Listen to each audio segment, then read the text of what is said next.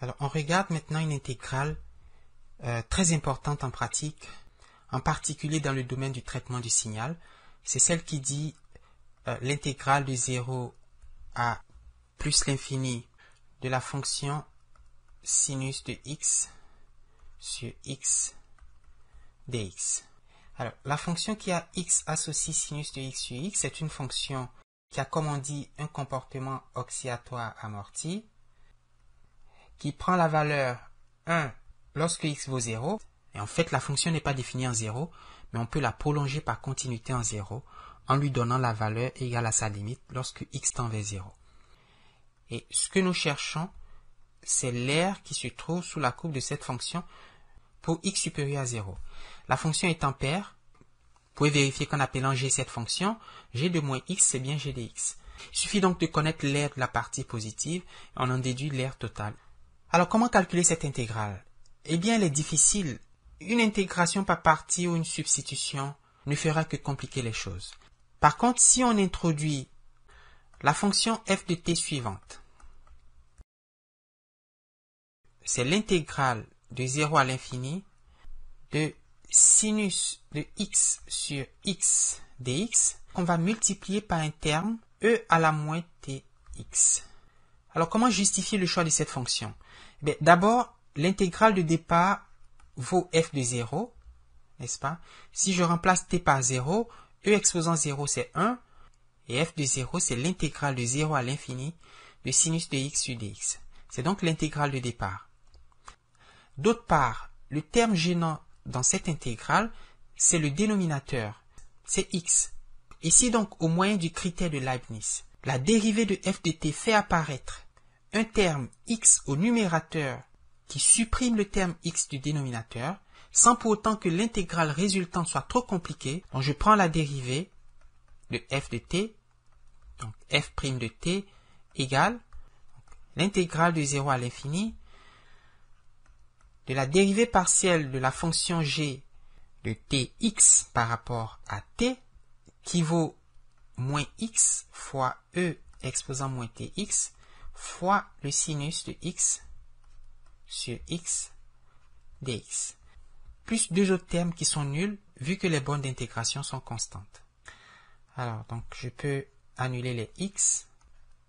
J'ai donc f' de t égale à l'intégrale de 0 à l'infini de moins e à la moins tx fois le sinus dx dx. Alors, plutôt que de faire une intégration par partie, on peut aussi se souvenir ce résultat classique qui dit que l'intégrale de e à la ax sinus de bx, c'est e à la ax sur a au carré plus b au carré multiplié par a fois le sinus de bx plus b fois, non pas le sinus de bx, mais une primitive de sinus, donc moins b cosinus de bx.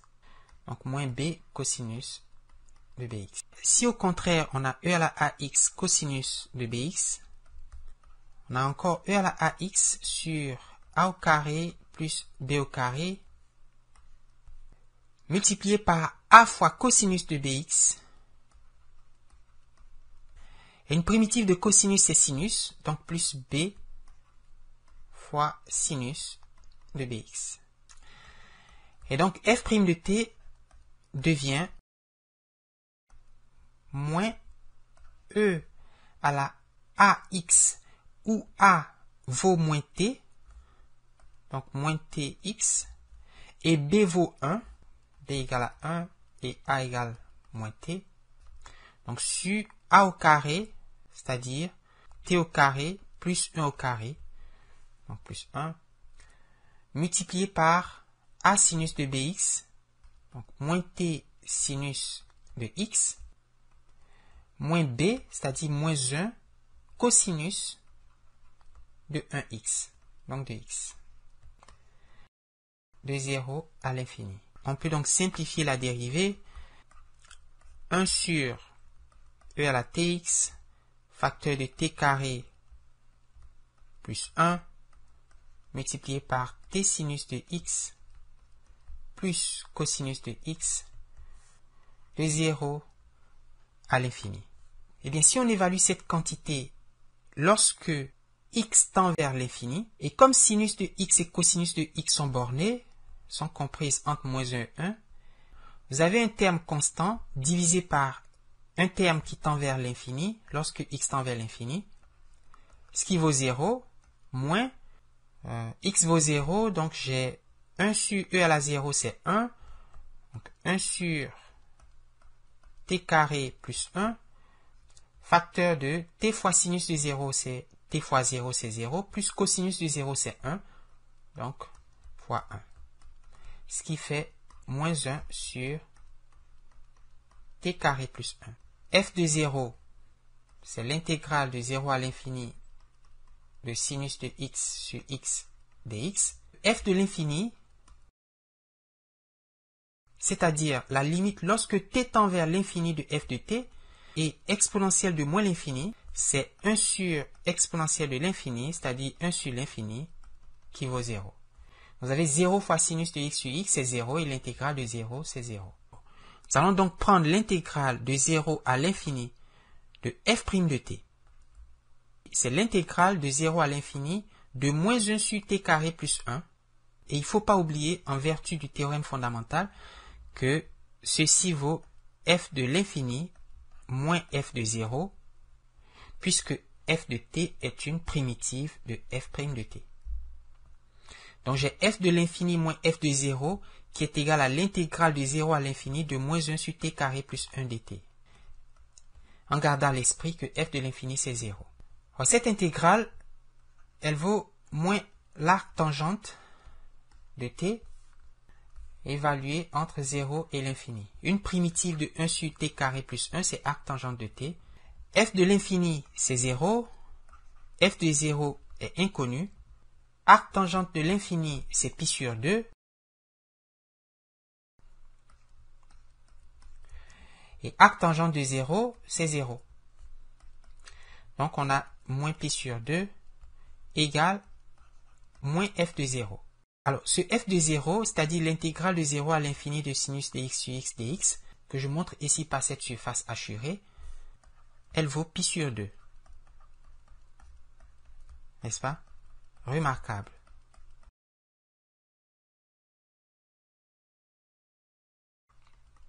Cette r vaut pi divisé par 2. Cette intégrale est difficile à calculer et je ne vois pas comment on pourrait l'aborder par les méthodes classiques. Nous allons donc la modifier en introduisant la fonction f de t, qui est l'intégrale ayant les mêmes bornes que l'intégrale de départ, de ln de 1 plus, et au lieu de x carré, on va écrire t fois x le tout au carré, ou si vous voulez, t carré x carré sur 1 plus x carré dx. La fonction g de tx, c'est donc la fonction ln de 1 plus t carré x carré sur 1 plus x carré. On voit que l'intégrale de départ, c'est f de 1, mais on voit aussi que f de 0, c'est l'intégrale de 0 à l'infini de ln de 1 plus 0 carré fois x carré, c'est 0. 0 plus 1, c'est 1. Et ln de 1, c'est 0. Vous avez 0 sur 1 plus x carré, c'est 0. Il faut donc intégrer la fonction nulle. Cette intégrale est nulle. Donc f de 0, c'est 0. J'ai donc f de 1 qui est inconnu d'une part et f de 0 qui vaut 0. Alors, si on applique la règle de Leibniz à la fonction f de t, on obtient la dérivée de f, qui est l'intégrale de 0 à l'infini. Le dénominateur ne change pas, c'est 1 plus x carré. La dérivée de ln de 1 plus t carré x carré, c'est 2tx carré sur 1 plus t carré x carré.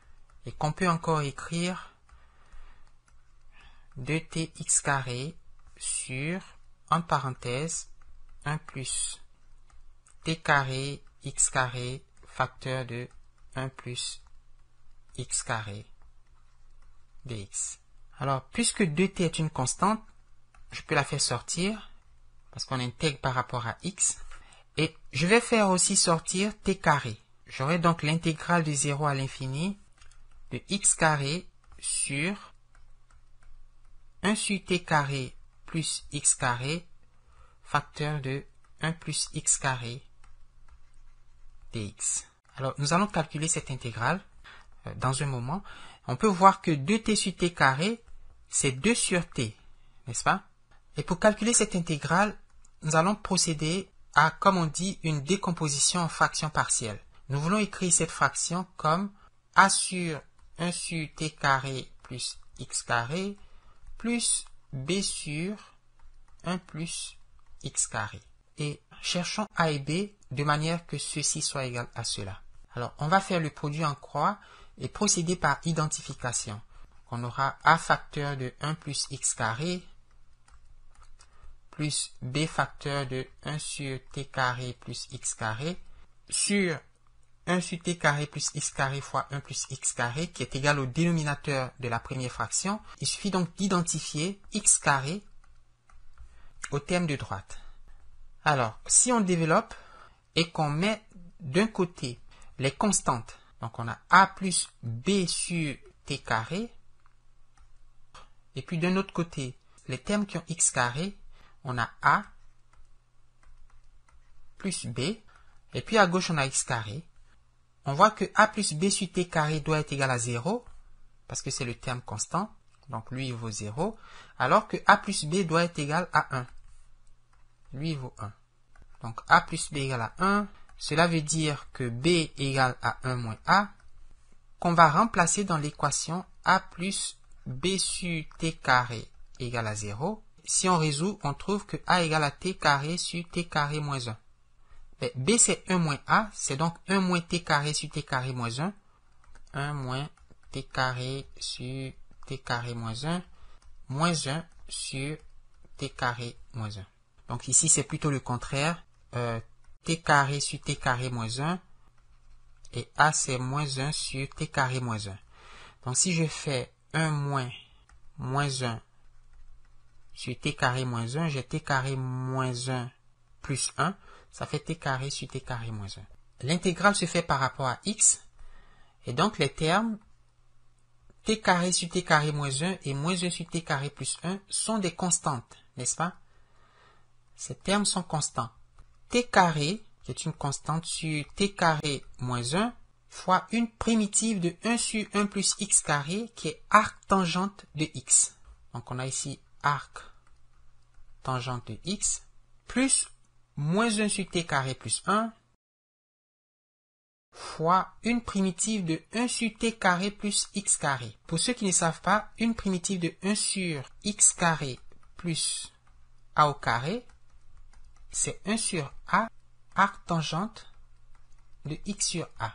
A, ici, c'est 1 sur t, n'est-ce pas? Parce que 1 sur t carré, c'est comme a au carré. On aura donc 1 sur t qui fait t fois arc tangente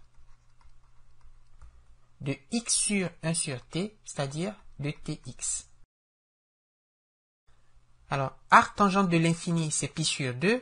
Et arc tangente de 0, c'est 0. On aura donc t carré sur t carré moins 1 fois pi sur 2, moins 1 sur t carré plus 1 fois t, fois pi sur 2.